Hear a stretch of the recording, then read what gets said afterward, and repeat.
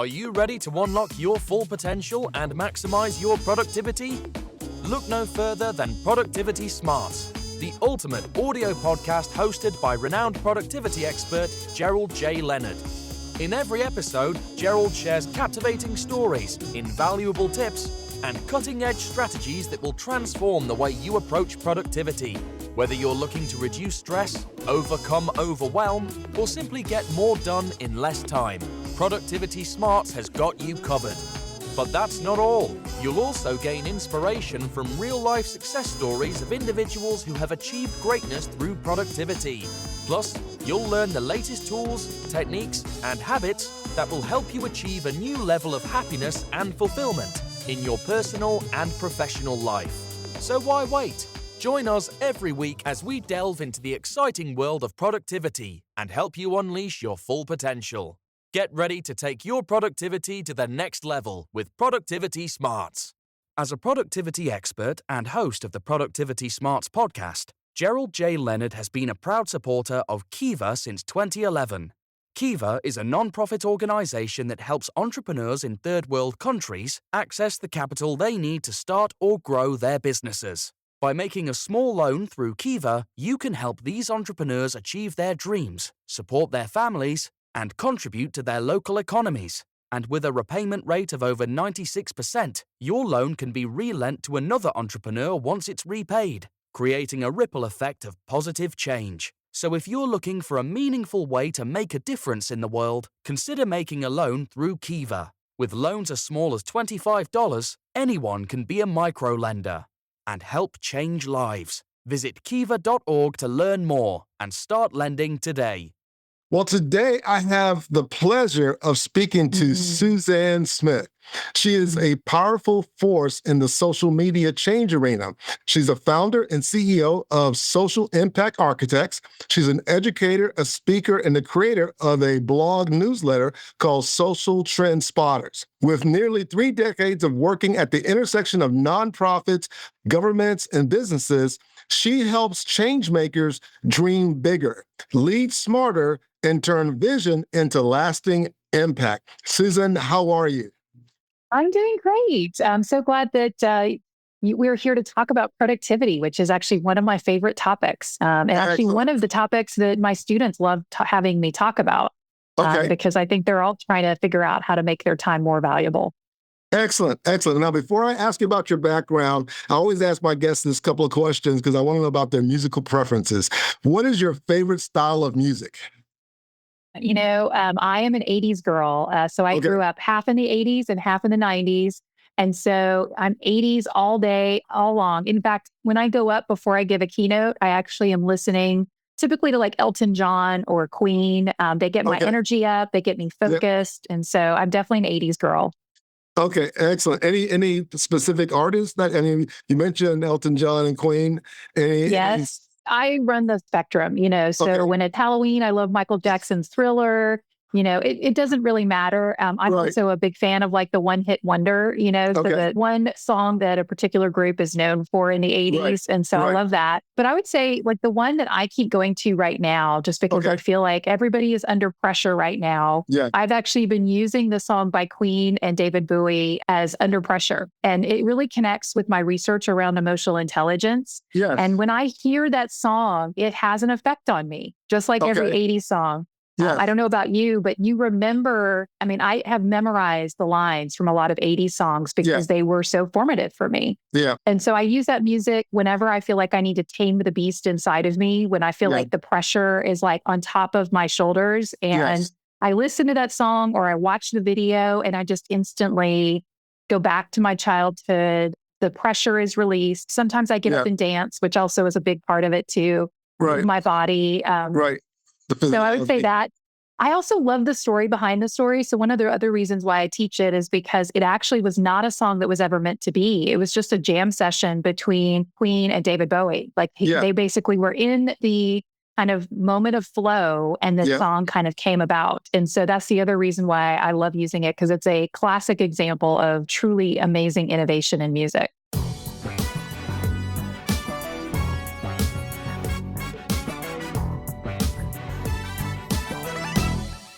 And that's where a lot of the great music comes from, Yes. and all the things that you're talking about when it comes to flow, when it comes to purpose, and so on.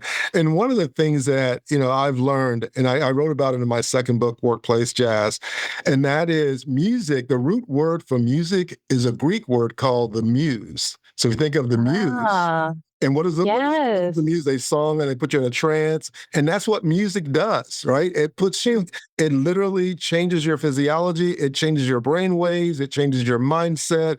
It changes everything about you. And it puts you in a state, right? You can have Alzheimer's patients who can't really talk, but you put on music from their time and they come alive. They're talking, they're singing. You turn it off and they go back to where they were. And that's the power of music. So that's why I love asking that question.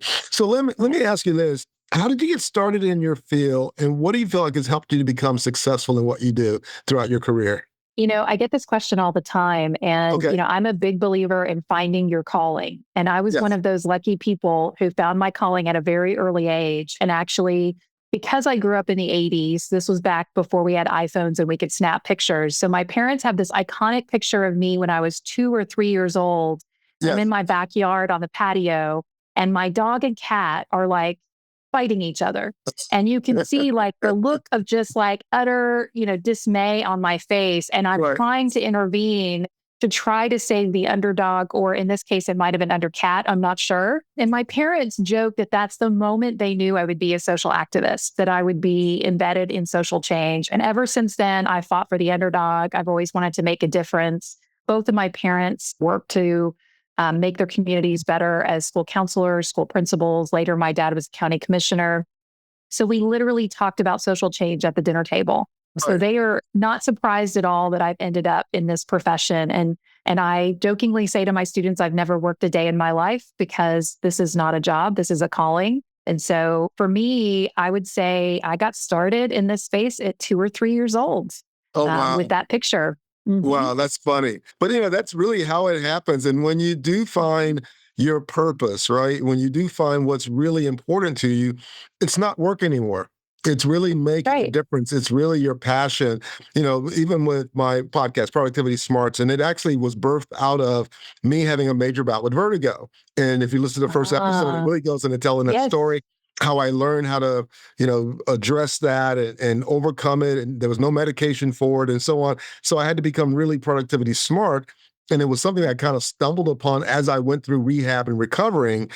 But productivity by itself for me was something where I could fall out of bed and start organizing stuff. And it was just like, it was fun, right? I loved doing it. And so now when I walk into a client or I walk into my own life and go, oh, that's a mess, I'm like, energized, because it's like now I get to organize its chaos. So when you find something that you really love to do and you make a living at it, you're no longer working. You're really just kind of living this passionate life.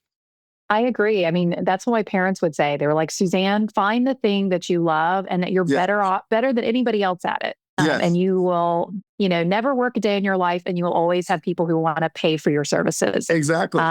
So I completely agree with you. And so it's interesting, though. I do think one of the threads similar to you is I do like kind of building calm from chaos. So that's what I'm doing in social change is I'm trying to find that point of calmness and, that clarity for people. So I think that's something we have in common.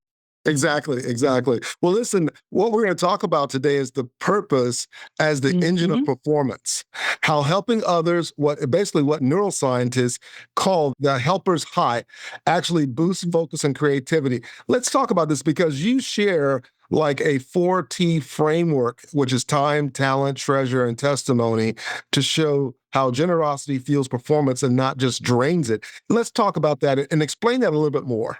So let's talk about it as an individual. So again, we're all looking for our calling, and some of us have an opportunity to do that for our job, but other people, it may take them a lot longer. I say I'm one of the lucky ones because I grew up and found my calling pretty quickly. But I think that for a lot of other people, they are not as connected to community and they don't actually have it from the very beginning. And so for me, I think one of the things I try to do is expose people to having this in addition to what you do professionally, recognizing that you giving back to your community has added benefits. And so there's lots of scientific research that talks about the helper's high. So it actually increases your happiness and it actually decreases depression. And it really comes about because of that connection to the other person. And so as they do the brain scans of individuals when they're actually helping other people, yes, you're helping the other person, but you're also helping yourself. Exactly. And that human connection is just a huge part of who we are in the human species. We're not meant to be solo actors. We're meant to be in community. What I have done is really broken it down because I think a lot of people think that giving back is hard. Like I have to have a whole lot of time in order to do this. And so I kind of developed the 4 T's so that people can kind of choose their own adventure. Remember those books when we were a kid? And say, wherever you are in your life, whatever gift you have, wherever you have extra, you can actually give back. So time. And time is one of those things where people think you have to have volumes of time. Right. But the reality is you could just do something really small with your time.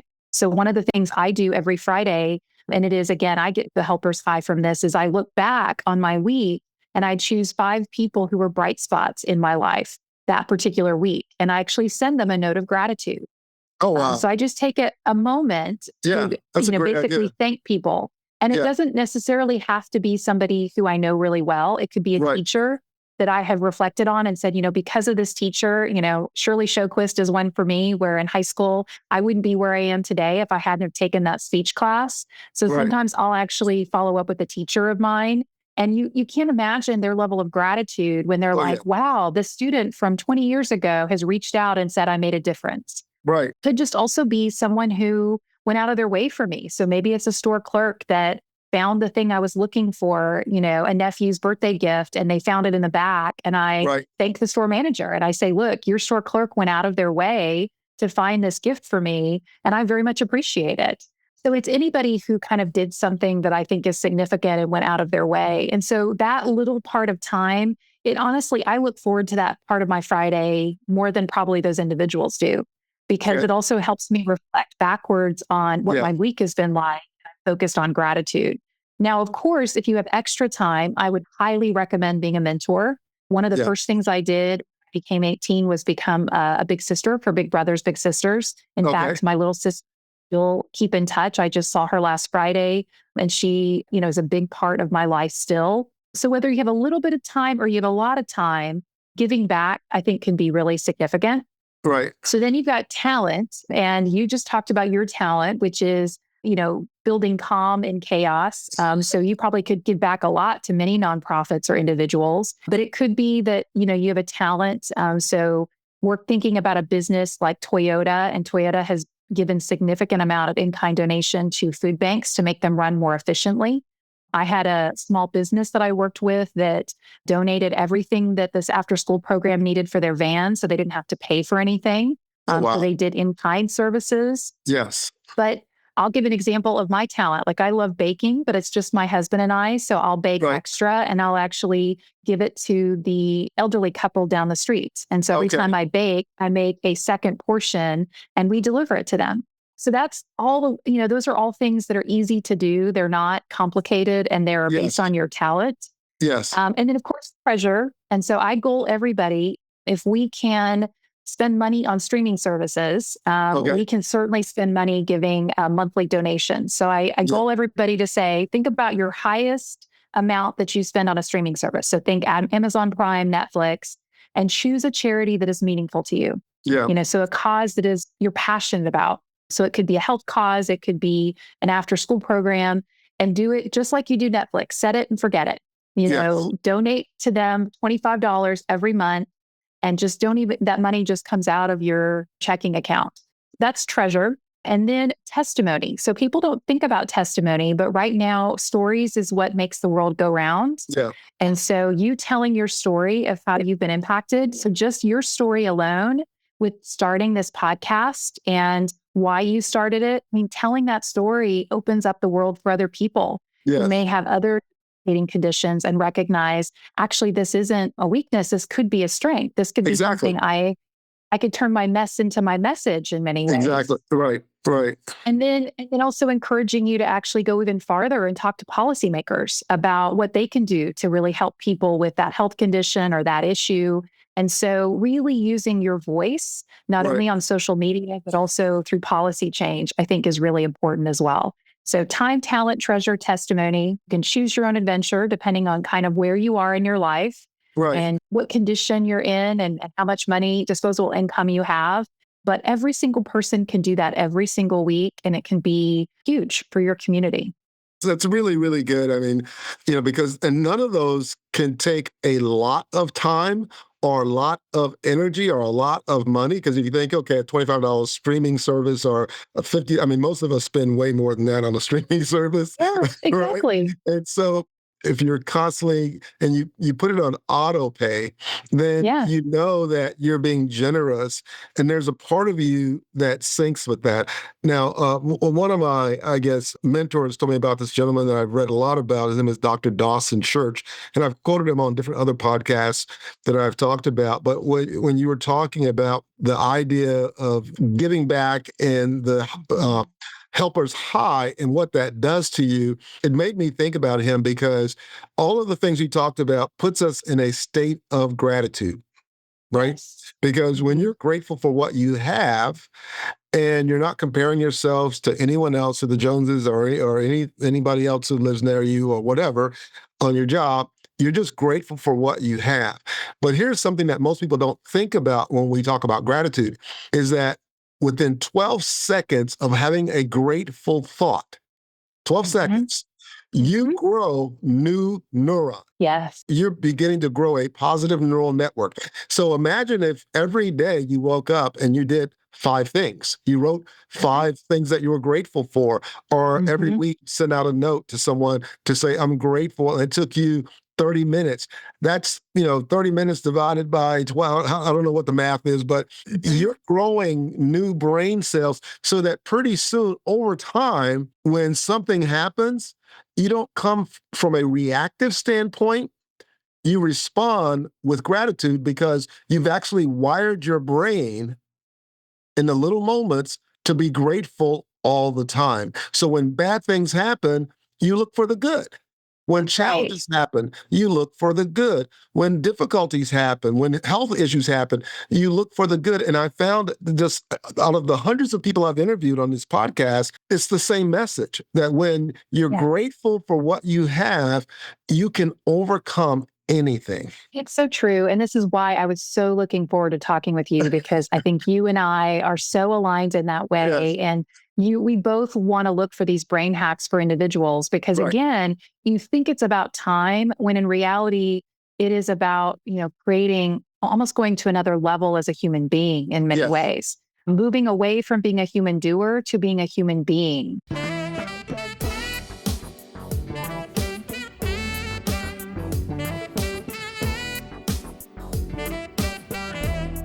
And being in community, I think, is very important, and recognizing that it's neighbor helping neighbor. And when you can actually wave to your neighbors, you're going to feel a lot safer. When you actually walk into that Starbucks or you walk into your neighborhood coffee shop and they know you, all of those things add up to making you feel better about yourself. And that gratitude, that paying it forward also helps other people, because every single time you actually are grateful for somebody else, who knows how that changes the trajectory of their day.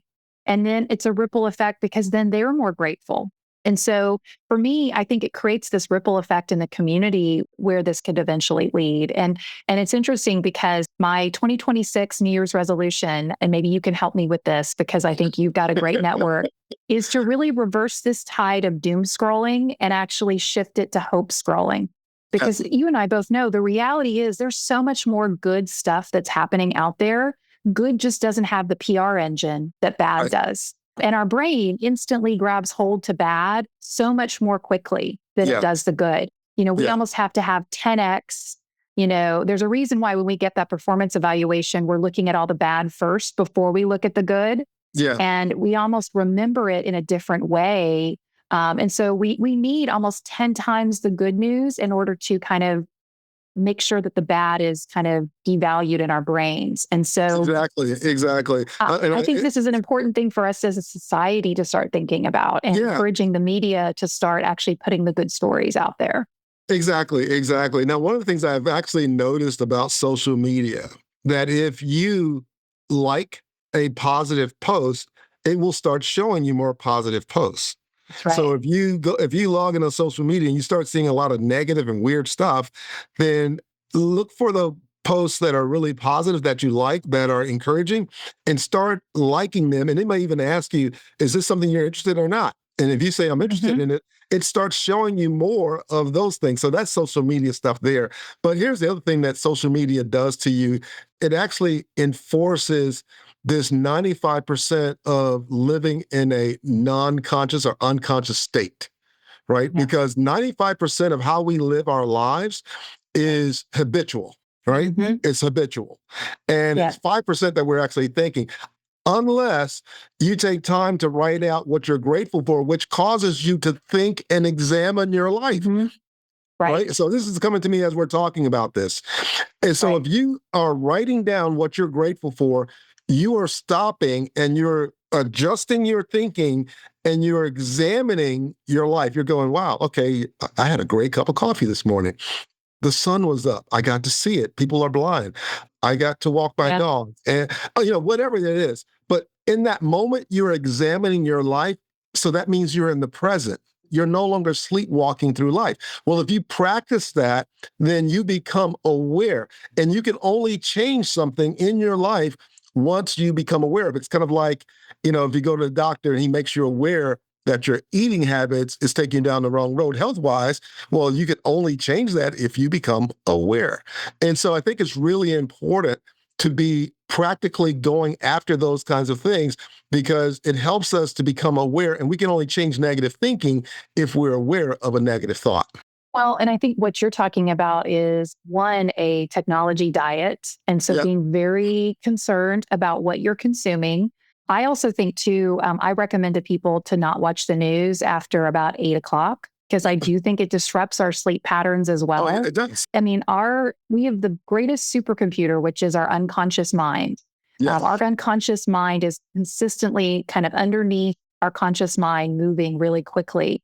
And so to me, I think there is real value in technology as a tool, but we also have to realize it's a leash in many ways, and we have to restrict a lot of the things that are going to potentially cause us harm. So for example, 3 years ago, after reading Jonathan Haidt's work, I got rid of all my notifications. So no one is notifying me of anything, so I only, when I go to my phone, do I see I have, somebody that has put something on Facebook. And so otherwise, I'm constantly looking at my phone and constantly seeing who's texting myself. Right. The other thing I do, which I call energy management, so I moved away 10 years from time management to energy management, is really being in control of the energy that surrounded me. So number one, what time of the day am I the most productive? And so I have my most productive strategic time when I first wake up, because I'm not influenced by outside patterns. And so I don't schedule anything from 6 a.m. to 10 a.m. Unless it's like a medical appointment or something that I have to do, because that's my strategy time, and that's the time when I'm writing. That's when I'm putting together my speeches. That's when I have my deepest thinking time. The other thing I do is I'm a big believer that you're the average of the 5 people you spend the most time with.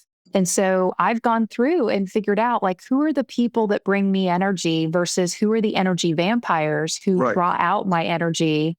And I'm just very conscious of that, and making sure that I'm not, creating a situation where I get burnt out too easily. So I think you're so spot on about getting people more conscious of their technology, but also conscious of all their influences. And it's the people, it's the systems around you, it's your environment. All of those things make a big difference in, your ability to be productive and to be happy, which is ultimately what I think productivity leads to, is greater happiness and purpose.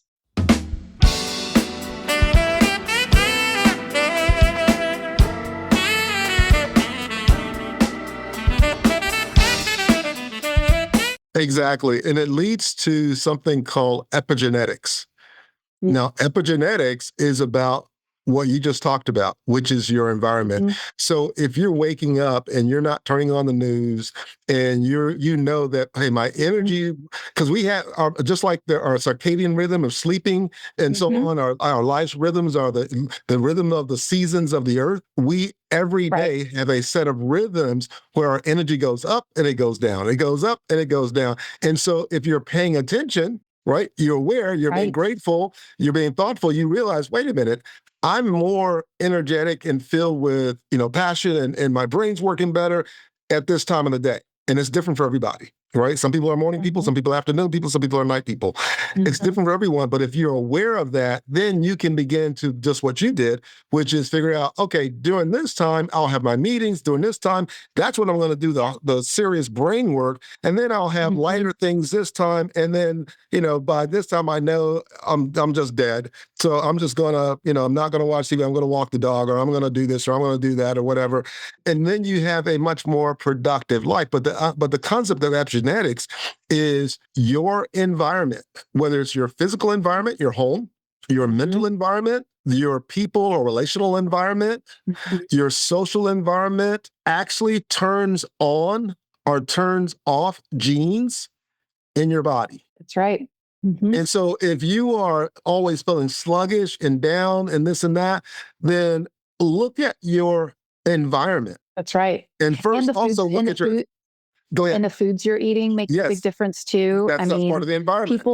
people don't realize how many things they're allergic to. So, it's causing that sluggishness, not having the nutrients that you need, being dehydrated. All of those things make a huge difference in your productivity and how you're able to meet life, even how people perceive you. How you glow, how you come across to people. That first impression makes a big difference. So I'm so glad you brought this up because I do think that people underestimate how much is in their control. Yeah, I mean, all of this, everything you just talked about is zero cost right. and is absolutely in your control. And it's really just about, creating a chronology of what is going to work for you, kind of your unique way of kind of working with the world in a way where you do get that flow as regularly as you can. Exactly. Now, we've been talking about living by our purpose and all of these Mhm. amazing things where, we're glowing, there's a lot of energy, but some days life is just difficult. Right? You get a Yes, message, for you get an sure. email, you get a text, turn on the news and something's bad happened. And it happened in a part of town that you grew up in or that you knew people and you're not sure if they're impacted, but it sucks, right? How do you personally deal with refocusing and resetting when you feel stuck or overwhelmed by life that happens to all of us? But Yeah. how do you personally bounce back? It's a great question. And I'll go back to, I was very lucky in that I won the family lottery with my parents. And so every single night we'd get together at the dinner table. And my parents did not believe in technology. We did not have MTV growing up. So I had to catch up on all the music videos. Right. I'd go over to my friend's house and do that. And when we came to the dinner table, we would talk about what happened in our day. So my parents did, as well as my sisters. And so if we had a good day, we'd talk about, this is what happened. I got an A on this test. I got on this team. But if we had a bad day, and this is the thing I remember, the first thing my mom would do, and she was a school counselor. So imagine being raised by Brene Brown. She'd be like, how do you feel? So part of it is feeling the feelings and not suppressing those feelings. And I'm a big believer in naming those feelings and claiming them, and Yeah. it's not just happy and sad. It's also frustrated and shocked and embarrassed and shamed and all of these things. And Right. so part of what I do still is I just feel the feelings and not always in that moment because I do believe in both self-awareness and self-regulation. So many times I have to kind of get through my day and kind of create the facade until I can feel those feelings that I need to feel, but I don't suppress them for too long because then you Right. get the volcano effect. Right. So then my mom would say, how are you feeling? And then my dad, who actually was a football coach before he was a principal, would say, when we got through that point, he would say, now, what are you going to do differently tomorrow? So how are you going to study differently? Or how are you going to get on the team that you didn't get on? Or, Right. what are you going to try out for next? And so my dad's big belief, and I think this stuck with me as a child, was that we're not competing with other people. We're actually competing with the person we were yesterday. Right. And our only job was just be a better person than we were yesterday. And so whenever I have a bad day, I channel that experience, so I was raised again by Brene Brown as a mom and kind of Ted Lasso as a father. Can you imagine that? And I channel that and I'm like, okay, I'm going to feel those feelings. And so sometimes I dip into the Ben and Jerry's and I feel sorry for myself. And I'm like, this didn't work out the way I wanted. Right. But then I do the analysis of why did this happen? What am I going to do differently tomorrow? So maybe I wasn't prepared for a client meeting like I was supposed to, or maybe I forgot to send an email back that I needed to, or maybe I underestimated, something that was going to be hard and thought it was going to be easier than it actually was. And I just give myself grace and say, you know what? I've learned that lesson and now I'm going to do differently tomorrow. And I'm going to try a bit better, a bit harder, a bit smarter. And I don't work myself down too hard, particularly because I'm like you, and I think you and I are the same. I take a lot of big risks. So I know that because I'm taking a lot of big risks, and I tell my students this, if you've never failed, it means you're not trying hard enough. Right. You live in an uncomfortable place when you're doing that. And so I know I'm going to stub my toe pretty regularly if I'm taking a lot of risks. And I do that a lot. So I just give myself grace and go, Suzanne, you're learning. It's not really to me a failure unless I don't learn the lesson. Exactly. And so I would say I do that. And so, and I usually only give myself 2 days to feel sorry for myself. And then I'm back on the horse and I'm figuring it out. And honestly, I'm charging forward with more intensity, more precision, more intellect around kind of what do I need to do different next time? And again, I would say that's a function of my parents. They definitely ingrained that in me. No, that's amazing because it sounds like you were raised by 2 tour guides, people who have been there and done that. They didn't say, oh, well, okay, well, this is what you should do. Well, did you ever do that? No, but not really, but you should do it. That's a travel agent. A tour guide is, I've been there, I've done that, I've gone to Kilimanjaro. Let me tell you what you can do, and so on and so forth. And you really want, you want those kind of people in your life who are tour guides who can really help you navigate the way because they've been there. And that shortcuts your learning. But it is an uncomfortable place. I recently adopted a dog. He's a 1-year-old Malamute husky, so full of energy, and he's 55 pounds. And he was brought back to the adoption agency twice. And so my wife and I asked a lot of questions. We asked a lot of questions.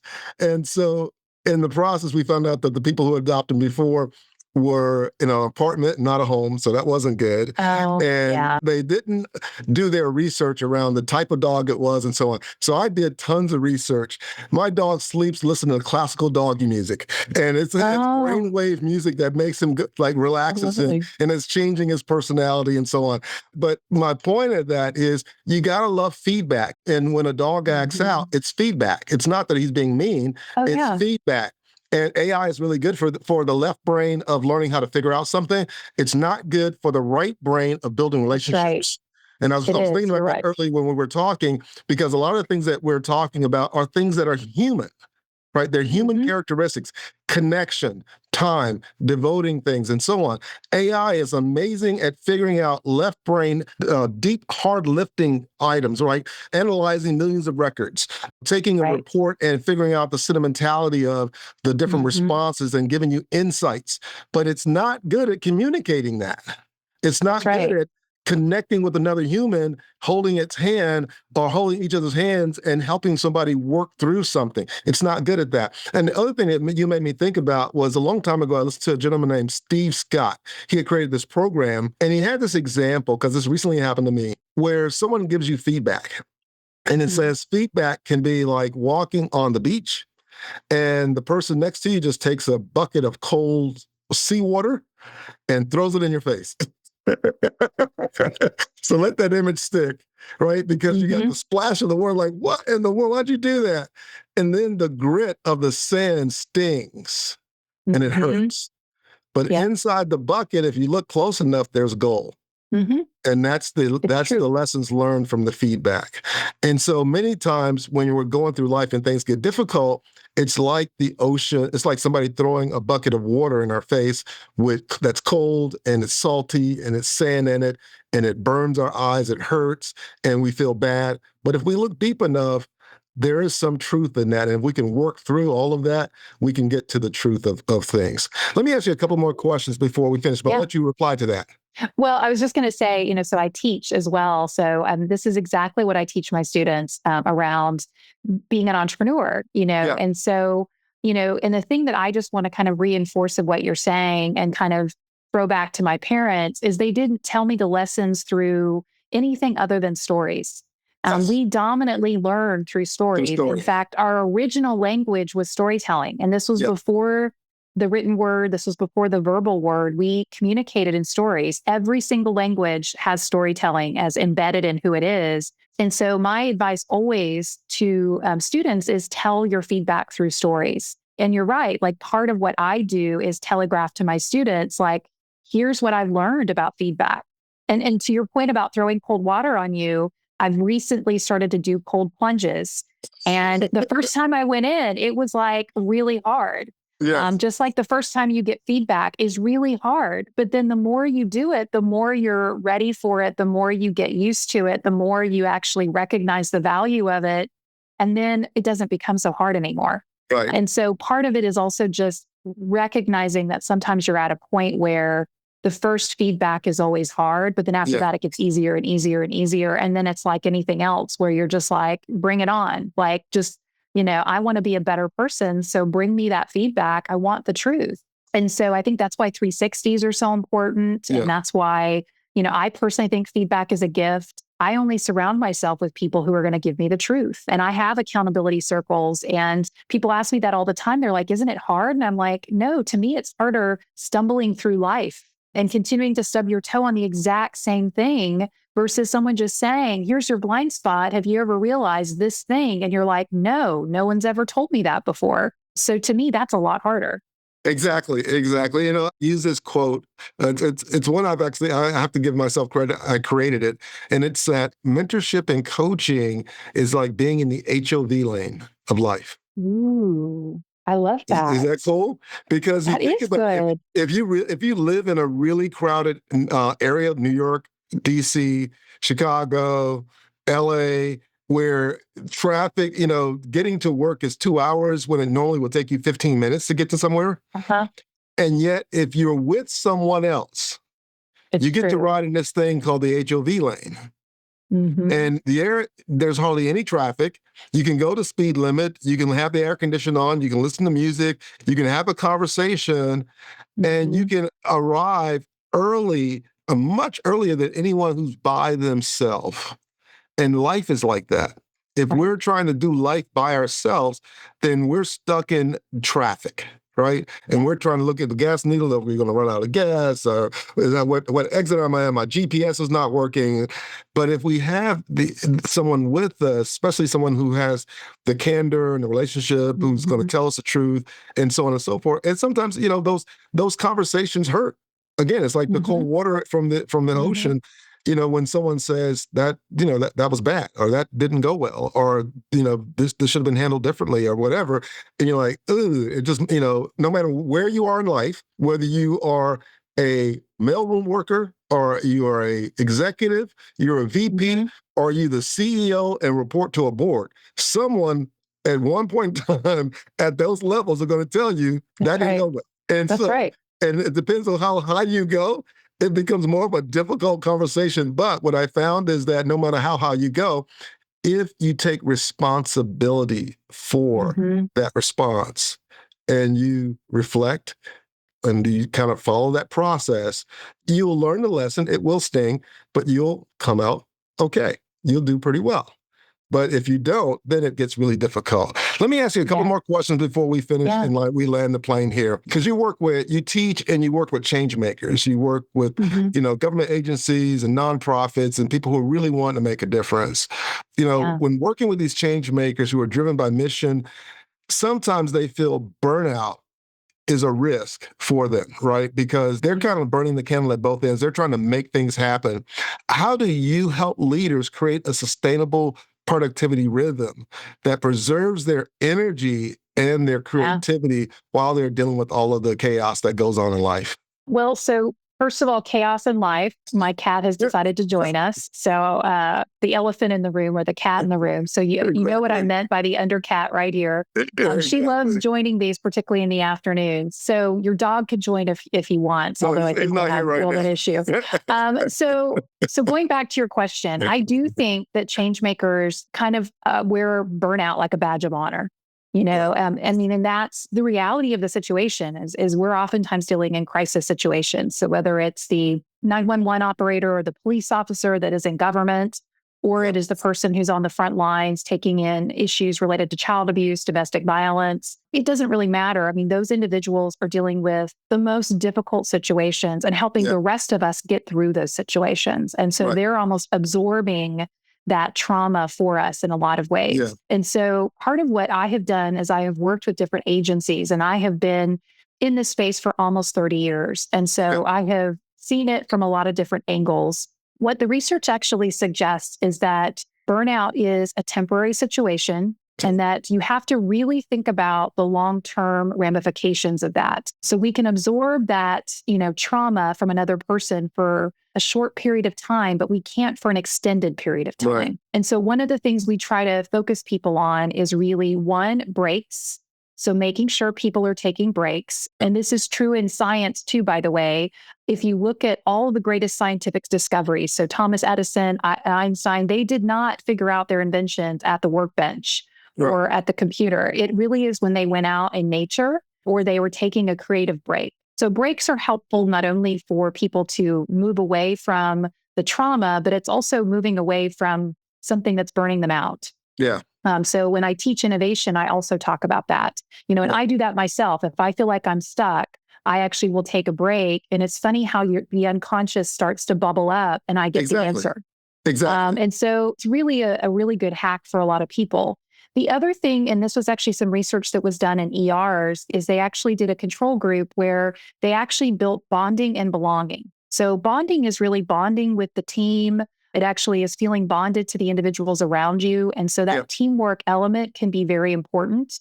So I encourage people to really bond with each other.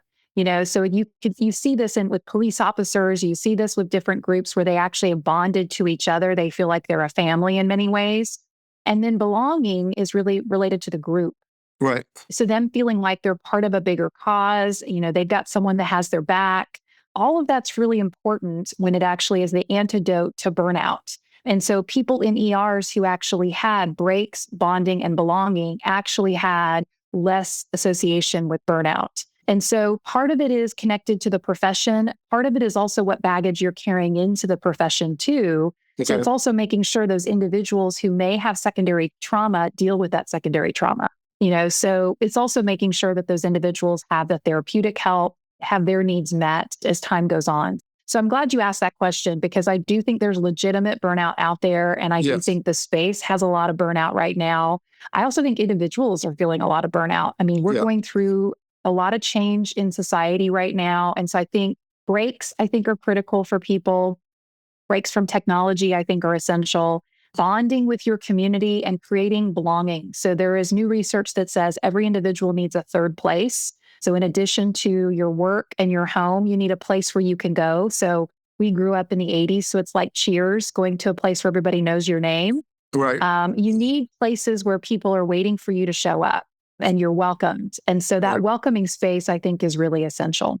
That's very good. That's very good. And my last question is, looking ahead, what emerging trends in the social sector are you most excited about, and how should individuals or organizations adjust their productivity approaches to take advantage of it?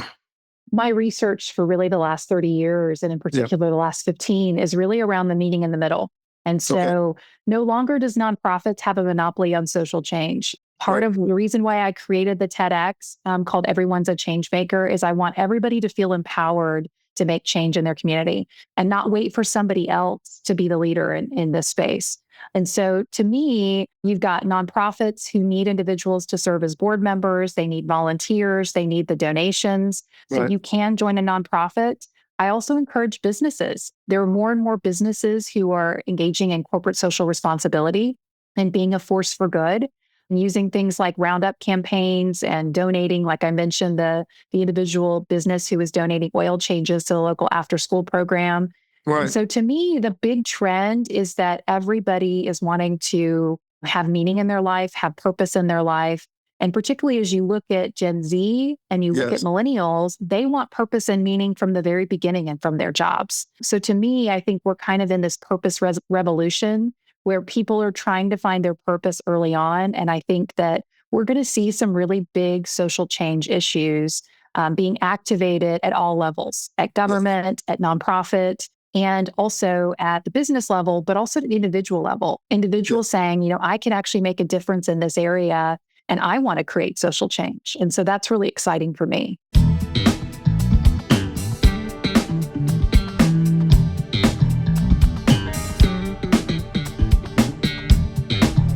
Excellent. Excellent. Well, Suzanne, I've had an amazing conversation with you today, and this has been great. I've learned a lot. I really appreciate your honesty and openness and sharing about your parents and your connecting with the cats and dogs in the beginning and finding your purpose through that interaction. And then it's so interesting that the cat shows up at the end. I know. I planned it that way. Okay, here's a cue. Come on, it's script time. She got walks across the screen. So no, this is really good. Where can people learn more about you, invite you to speak, listen to your blog or podcast or the things that you're doing, your TEDx? Where can people learn more about you and find out about what you're doing? Yeah, meetsuzanne.com is really the easiest place to go. And then, of course, we've got the Substack called Social Trend Spotter. You can actually sign up and get that from us at a weekly level. Okay. If you're interested in being a change maker, the TEDx is also a good place to start. And then in 2026, I'll be starting a TikTok account called Suzanne Says, and I'll be talking through different ways in which you can create change in your community. And so you can also follow me on TikTok in 2026. Excellent. Well, Suzanne, it's been a pleasure speaking with you, and thank you for joining me on the Productivity Smarts podcast. It has really been my pleasure. Thank you so much for what you're doing for the community as well. I've learned so much from listening to your podcast. So thank you for bringing me on. Excellent. If you're enjoying the content and finding it valuable, we would appreciate it if you could take a moment and leave us a review. Your feedback is important to us and helps us reach a wider audience. If you leave us a 5-star review, it would mean the world to us. Not only does it help us improve the podcast, but it also helps us attract more sponsors and grow our community. Thank you again for your support and for listening to the Productivity Smarts podcast. Thank you for tuning in to Productivity Smarts, where we help you achieve your goals and live your best life. We hope you've gained valuable insights and actionable strategies to boost your productivity and increase your happiness and fulfillment. Remember to apply what you've learned and keep striving towards your goals. And if you haven't already, be sure to subscribe to our podcast for more inspiring episodes and expert advice from our host, Gerald J. Leonard. Until next time, keep pushing forward and unleashing your productivity smarts.